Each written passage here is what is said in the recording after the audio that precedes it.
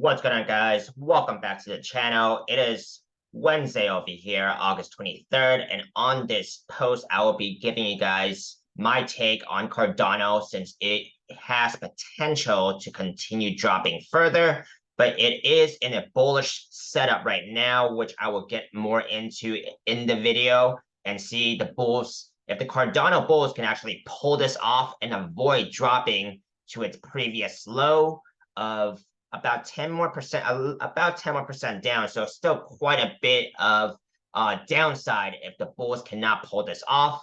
I'll be going over with you guys some key levels with Cardano and what to be looking out for, as well as some price targets for both the downside and the upside. So if that sounds good to you, do stick around. I will give you guys my opinion on this market as well. Now, of course, none of this is financial advice. It's purely my opinions on this market. And you guys should always do your homework before investing or trading in this market. I am not an elite trader of any sort, even though I am a profitable trader who's managed to keep most of my profits during the last bear market. And I am looking to crush it during the next bull cycle here. So if you guys feel the same way, do hit that like, hit that subscribe button. So let's get started. So let's take a look into Cardano and see what exactly could be going on in here. So we do have Cardano up pretty, a sizable amount today, about 3%. Currently back up to about almost 27 cents here. The low that's apparent on this chart is currently at about 23 cents. So still quite a bit of a drop if the bulls cannot pull this off here, right? Right now, I do see that on this daily time frame, Cardano is in a falling wedge pattern, with somewhat of a double bottom setup within this falling wedge pattern. That is not uncommon to see, and it's actually pretty good to see. It signals a pretty good chance that this could break to the upside. If this does break to the upside here, we do have a measure targets or measure move of, let's just say if it breaks out today, right? Let's just say, for example, it does not have to break out today. If it does not break out later today, then, you're just going to have to take a measure move from when it breaks out. But let's just take, for example, if it actually does break out today, the measure move here or measure target would be about 35 cents. That is an estimate. It could be over, under, and it does not have to get there right away either. So do your Google searches and verify what I'm saying with with measure moves and measure targets. Now, price action on this higher time frame here, it's looking like it could be pulling off a double bottom here as well on this monthly time frame, right? Since it has basically reached its new low here at about 25 cents on this monthly candle close, about there. It looks like it could be setting up for a double bottom pattern here, but I don't see, a potential second bottom just yet. The second bottom here was about 28 cents. So, I mean, that could be seen as a double bottom, but there is still potential for downside here. So just to keep that in mind. We are beneath the monthly 21 SMA, which is the blue line here, which is coming down, but pretty slowly, currently at about 56 cents. Now, weekly time frame, price action is also beneath all its major moving averages on this weekly time frame as well, the blue and the gray line.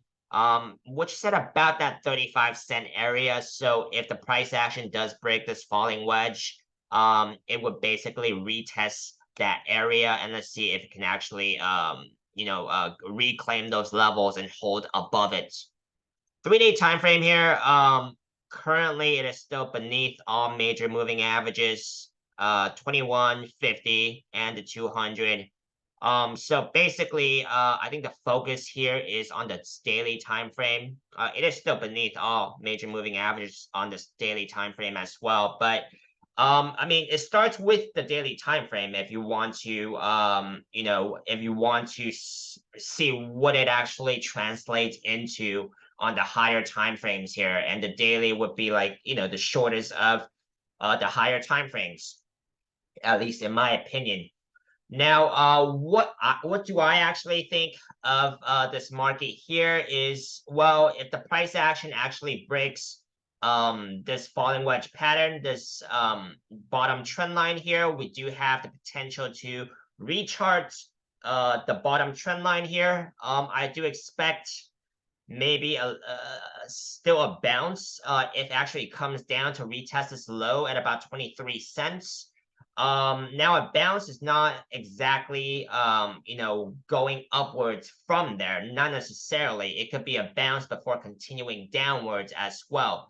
So that is something to be mindful of. If it actually breaks this falling wedge pattern, do rechart this pattern. And if actually retest that low, then things could look a little shaky, right? Just gonna have to continuously monitor the charts here and see what could be going on. But quite a bit of bullish divergence on this time frame here. But what I'm really looking at, my opinions on this market, I don't have any Cardano. I'm really just doing this video for you guys if you guys actually want to see more Cardano updates. But my overall opinion on this market still depends on Bitcoin. And I've already done an update on Bitcoin. So if you guys do check it out. Do check out that video I've done today. That is also a very iffy scenario. Bitcoin does need to reclaim its daily 200 SMA as well as the weekly 200 SMA at about that 27.5-ish area. So it does need to reclaim those levels for me to kind of change my opinion. I do have long positions on Bitcoin and Ethereum and other altcoins. But right now I'm still a shaky bull. I still have long positions open, but it is getting very close for Bitcoin to retest you know, that 27.5K area, as well as it's also very close to breaking key support as well. So when it breaks that key support, I am going to reconsider my opinion, and I will let you guys know. But these are just my opinions, not financial advice, of course. And this wraps up my update for today. Also, if you guys don't already have a Webull account and you guys have made it this far into this video, do make sure to use my referral link down below. They are still giving away free stocks when you guys open an account and deposit $100 US.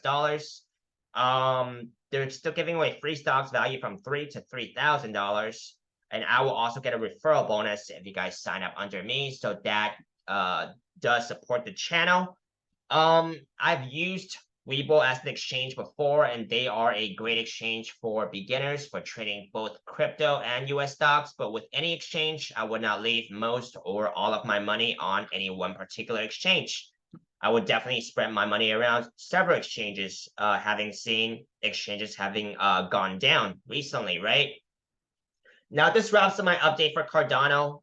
If this has helped you in any way, like, subscribe, and I will see you guys next time.